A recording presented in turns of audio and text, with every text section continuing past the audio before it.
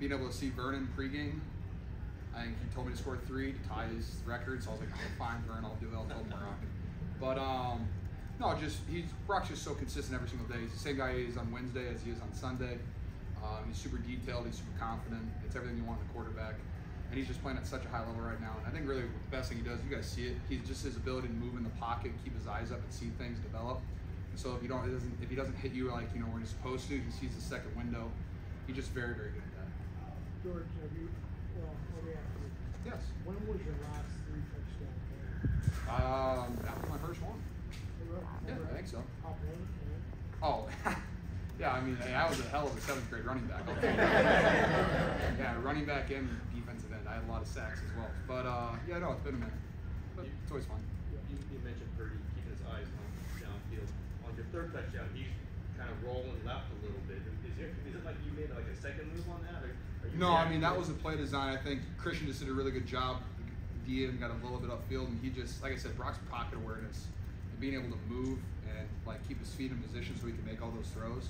He's a robot, man. He's just very special. Given the said that you could tell that Brock was kind of on today. Did you tell that from early on? I think Brock's always on. Like I said, when you see him on Wednesday, he's on. It's the first day. We get like 100 first and second down passes and 50 runs. And he knows all of the cans. He knows how to change the play. He does everything. So he's just so prepared every single day. Is that kind of more stunning because he's so young, career-wise? Yes and no. I always say that one of the things about Brock that allows him to be a really good quarterback is he played for 4 years at Iowa State.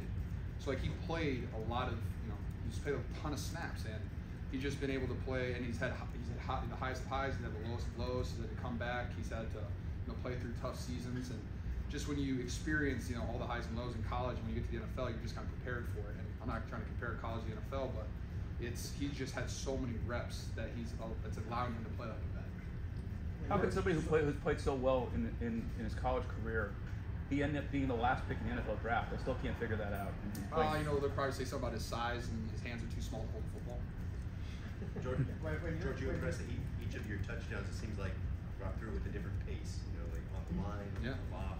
Do you see that every day in practice, or? Yeah, I mean, he throws some ridiculous footballs in practice, and like you, I mean, everyone likes to tweet during training camp about interceptions and stuff like that, but that's just him getting ready for the season. He's going against, in my opinion, the best defense in the NFL, and honestly, the best thing about training camp for us was really that Nick Bosa didn't play. And so we were able to actually have an offense. And he didn't have to disrupt every single play if he wasn't going against Trent. Nothing against our tackles, that's just how good Nick Bosa is. And so we were actually able to, have fun drives. He was able to look downfield and just get used to it and build chemistry with all of our skilled players. And that's really what it is. You've been a part of it. You've won a lot of games and convincing things. But in terms of a total team performance tonight, where would this rank? I mean, I think that's one of our best team performances. On Sunday Night Football, it's my favorite night to play because everybody's watching. There's a ton of football that just played, and everybody's sitting at home with their friends and family, either celebrating or mourning, but they're still watching that game. And for us to go out like that, and I mean, you talk about our defense. Fred Warner played a hell of a game tonight. Interception, forced fumble, bunch of tackles. Our whole D line was fantastic. And you look at our special teams. Wisnowski just can't not punt it great. He's been fantastic. All those punts inside the 10, inside the 5. It's really difficult as an offense to do that, especially when you're coming out of the end zone. Our crowd's really loud. George Odom's fantastic. He had all those tackles on special teams. He really sets the tone, gets the crowd going. And then every time you put the ball in one of our skill positions' hands, they have an opportunity to score a touchdown. So we have a really good team. We're healthy, and we're clicking right now. Given how last year, we've been waiting for that flea clicker to be called. We've had that installed since like last year. Like I want to say like week 7 or 8. And it's just always up. I'm like, dude, can we call it? And we called it last year in the NFC Championship game with Christian. Didn't throw because I think I was like quadruple covered. Didn't really have much threat of throwing last year, but it was fun. I was sitting on my couch and I saw Laporta scored on it with the Lions, and I was like, said to my tight end coach, I was like, dude, they ran our play. How'd they know? He was like, don't worry, we're gonna run it better. And yeah, it's 10 yards farther out, so I guess that counts. But I'm never upset when 2 Iowa tight ends are scoring on the same play. When you hear it called in the huddle, are you thinking, okay, this is my? 100% touchdown. And then the best part about that was it's usually like on the dummy, which means that Brock's getting up there, wide A, say hut, and like pretend that we're going to change it to a new play. And the play clock was running down, so we just went on 1 instead, and Colton thought it was still on the dummy, so he doesn't even move. So I had to stay in a little bit longer to not let the defensive end just blow up the whole play. So at first I was like, oh, this is going to be not great because the corner was just sitting out there at safety, and then turns out he tried to cover Christian, and I was able to run down the sideline. How long did you guys practice that this week, George? What was the move when you were doing it? Twice. I think we ran it on Wednesday in the walkthrough. We ran it on Friday in the walkthrough, and then we ran it again on Saturday in the walkthrough. So whenever you get something ran 3 times, that means you're probably going to run it today.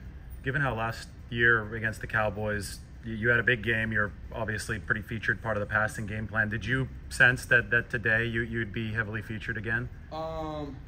Yes and no. I mean, I would say like last week versus the Cardinals, I thought I was going to have 150 yards and 3 touchdowns, and you just didn't, just not the way that the game went. And Kyle calls, whatever's hot, that's how he feels, and that's why he's such a talented play caller.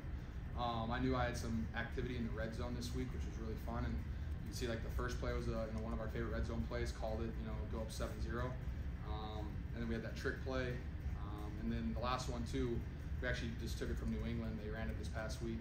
I think they ran it last, or whenever, they ran it against them, and it worked out really well. So it was just fun to be able to get in the end zone.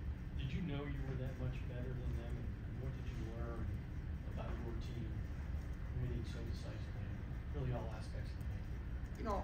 I think Dallas is a fantastic football team. They really are. They have athletes all over the football field. They can make plays. I mean, I think their first touchdown, that deep shot, was a hell of a catch by the wide receiver. Wonderful ball by Dak. It's just the thing about in our offense and defense, especially, is we're just a very violent football team, and the hits just kind of add up after a while. Whether whoever's dealing, whether it's Trent Williams on a block or Fred and Dre on a pass play, or our safeties coming down, like those things build up after a while, and that's how our training camp. That's how our kind of how our OTAs is. That's how our training camp is. Like, we're a violent physical football team, and that's just the standard of the 49ers. And I still go back last year. My favorite statistic ever is every team that played us lost the next week. And that's our goal. Is you have to get up for us, and that's just kind of how we play regardless. And sometimes it works, sometimes it doesn't work, but we're going to be as violent as we can every single game.